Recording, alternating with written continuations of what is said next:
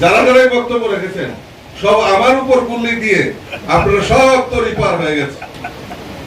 ঘটনাটা এরকম না, ঘটনাটা হচ্ছে যে আমাদের এগ্রিকালচার মিনিস্টার মাননীয় রতনলাল লালজির সঙ্গে একটা আমার এখানে বৈঠক হয় এবং সেখানে আমি একটা দাবি রেখেছিলাম যে ওদিন ডাইরেক্টরও ছিলেন।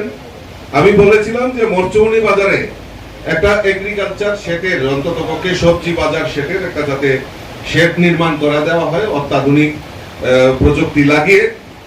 তো মাননীয় মন্ত্রী সঙ্গে সঙ্গে উনি নির্দেশ দিয়েছেন এগ্রিকালচার ডাইরেক্টরকে এবং বলেছেন যে এটা একটা সার্ভে করে একটা এস্টিমেট তৈরি করা এবং সেখানে যাতে সুন্দর সবজি শেড একটা নির্মাণ করা যায় তার প্রচেষ্টা করা।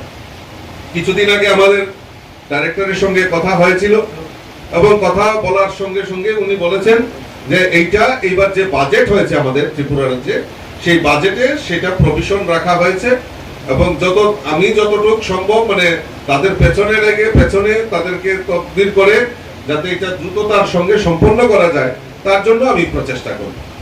দ্বিতীয়ত, যখন এই শেড নির্মাণ হবে তখন নিশ্চয়ই এই যে বাজারের যে সমিতি রয়েছে সমিতি অফিসটাও যাতে সুন্দর করা যায় তার জন্য প্রচেষ্টা সেখানে করা হবে।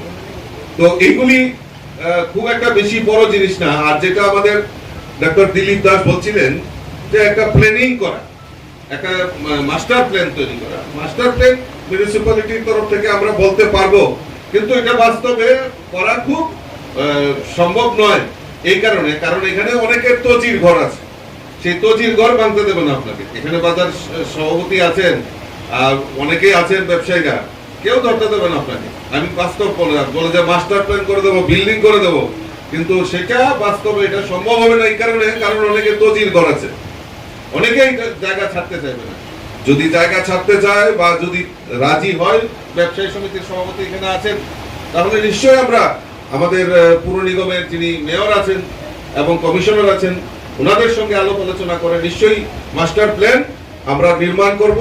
এবং আমরাও চাই, আমিও ব্যক্তিগতভাবে চাই, কারণ আমিও এই বাজারের সঙ্গে দীর্ঘদিন ধরে এই বাজারের সঙ্গে জড়িত। আমি এই বাজারের একজন ক্রেতা, তো সকলের সঙ্গেই আমার ব্যক্তিগত সম্পর্ক রয়েছে।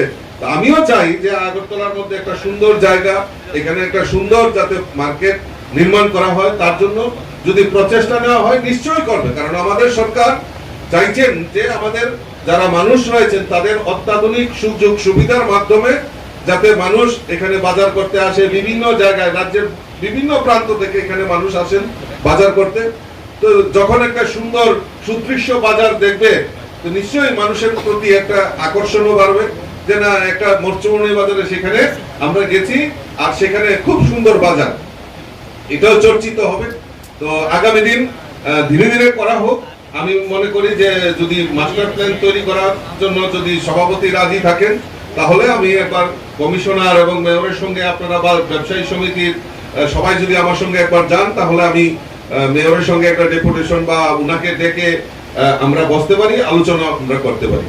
জলের কথা বলছিলেন যে পানীয় জল, তো পানীয় জলের যদি আপনারা জায়গা দিতে পারেন তাহলে আমি 1-2 দিনের মধ্যেই যে অন্তত পক্ষে ঠান্ডা গরম যে জলের ইয়েটা আছে, মেশিনটা আছে, আমি আপনাদেরকে দিতে পারবো। অন্তত পক্ষে 60 লিটার না কত লিটারের একটা আছে, আপনারা দেখে নিন। কিন্তু এটা ভালো জায়গা যাতে বসানো যায়, কারণ এটা রক্ষণাবেক্ষণও করতে হবে, কারণ এটা রক্ষণাবেক্ষণের একটা ব্যাপার রয়েছে। তো আমি আপনারা যদি মনে করেন তাহলে আমি আরো ফিল্টার সহ যে একটা মেশিন রয়েছে আপনাদের পানীয় জল, সেটা আমি ইতিমধ্যেই আপনাদের কাছে দিয়ে দেবো, এটা আমি স্যাংশন করে দেবো ইতিমধ্যে। তো আমি আমার আলোচনা বেশি দীর্ঘায়িত করছি না। তো আমি চাই এই সম্মেলনের মাধ্যমে আপনারা যে সিদ্ধান্ত নেবেন এবং পাশাপাশি ওনারা যে সামাজিক কর্মসূচি আমার কাছে গিয়েছিল, বলেছিল যে আমরা কিছু আমরা বস্ত্র বিতরণ করব। তারপর সেক্রেটারি আমাকে বললেন যে না, আমরা কিছু বই খাতা কাগজ কলম দুস্থ যারা ছাত্রছাত্রী আছেন তাদের মধ্যে আমরা বিতরণ করতে চাই। আমি বলেছি খুব সুন্দর আইডিয়া, কারণ বস্ত্র বিতরণ অনেক জায়গায় অনেক বস্ত্র বিতরণ হয়, রক্তদান হয়, কিন্তু এটা একটা ইনোভেটিভ আইডিয়া যে দুস্থ যারা ছাত্রছাত্রী আছে তাদের হাতে খাতা কলম পৌঁছে দেওয়া, এটাও একটা সামাজিক কাজ।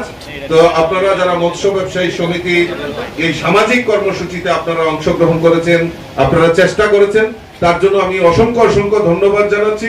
এবং এই